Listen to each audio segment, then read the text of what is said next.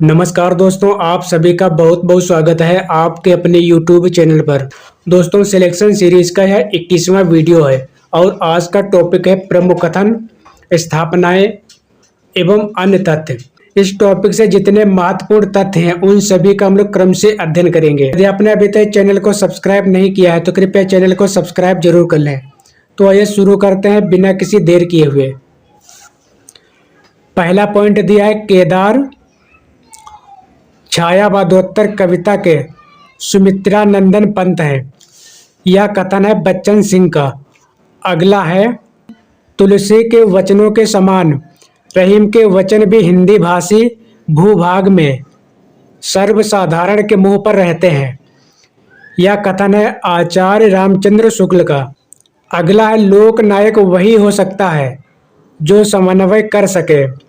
यह कथन है आचार्य हजारी प्रसाद द्विवेदी का। लोक नायक वही हो सकता है जो समन्वय कर सके। यह कथन है आचार्य हजारी प्रसाद द्विवेदी का। अगला है उनका सारा काव्य समन्वय की विराट चेष्टा है। यह कथन है आचार्य हजारी प्रसाद द्विवेदी का।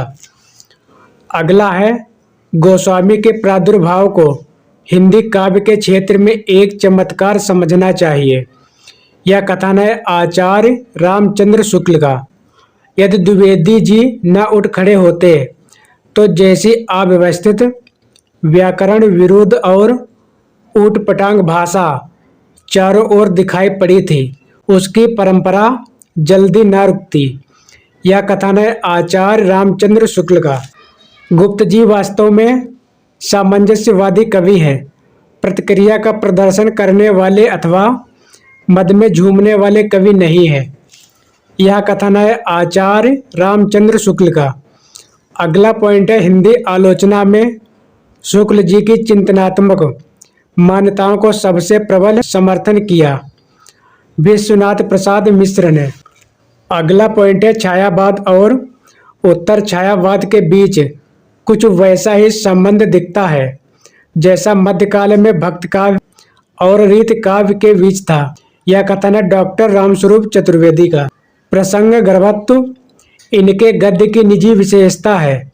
इनकी भाषा सरल और व्यंजनापूर्ण है। बीच बीच में हास्य और व्यंग भी है।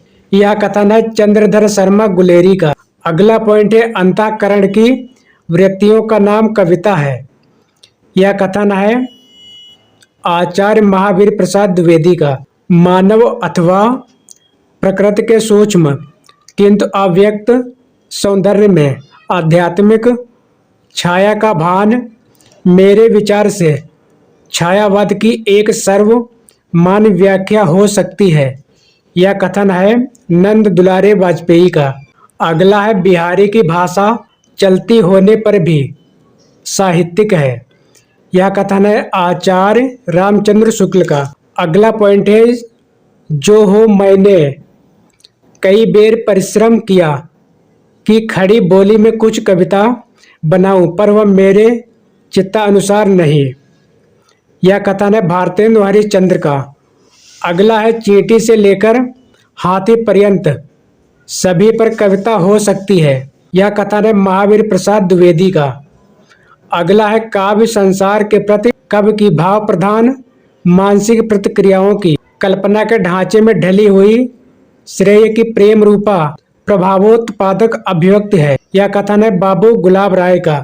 अगला है रचना यदि जीवन के अर्थ का विस्तार करती है तो आलोचना रचना के अर्थ का। यह कथन है रामस्वरूप चतुर्वेदी का। पूर्ववर्ती व्यक्तिवादी इतिहास प्रणाली के स्थान पर सामाजिक अथवा जाति ऐतिहासिक प्रणाली का आरंभ करने वाली यह पहली हिंदी पुस्तक है। हिंदी साहित्य की भूमिका पुस्तक के संदर्भ में डॉक्टर नामवर सिंह का कथन है। अगला पॉइंट है यदि कहा जाए कि शब्द सागर की उपयोगिता और सर्वांग पूर्णता का श्रेय पंडित रामचंद्र शुक्ल को प्राप्त है तो इसमें कोई अभियुक्त न होगी। यह कथन है बाबू श्याम सुंदर दास का। वह रचनाकार जिन्होंने पौराणिक आख्यानों को अपने उपन्यासों में सर्वथा नए और विश्वसनीय रूप में प्रस्तुत किया है। यह कथन है नरेंद्र कोहली का। अगला है मनुष्य ही साहित्य का लक्ष्य है। यह कथन है आचार्य हजारी प्रसाद द्विवेदी का। अगला पॉइंट है हिंदी भाषा का सर्वप्रथम व्याकरण नागरी प्रचारिणी सभा काशी की देख रेख में लिखा गया, जिसका नाम व लेखक है हिंदी व्याकरण व कामता प्रसाद गुरु।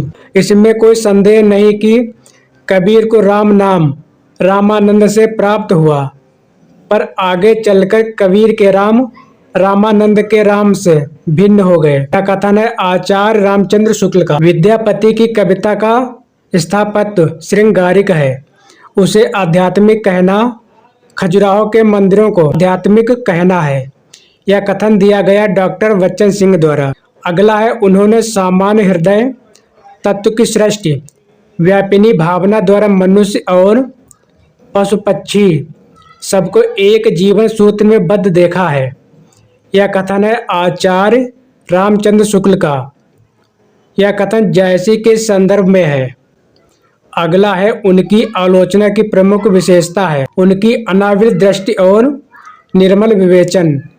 यह कथन है विश्वनाथ प्रसाद मिश्र के संदर्भ में बच्चन सिंह ने कहा है।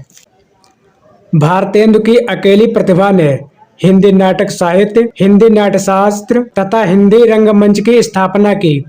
यह कथन है डॉक्टर रामचंद्र तिवारी का। अगला पॉइंट है कला की सहायता से हम लोक के विश्व रूपी जीवन को समझने का प्रयास प्राप्त करते हैं। यह कथन है डॉक्टर वासुदेव शरण अग्रवाल का।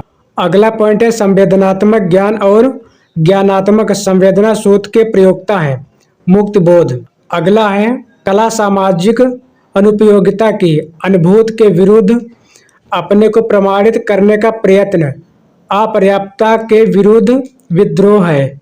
यह कथन है अज्ञेय का।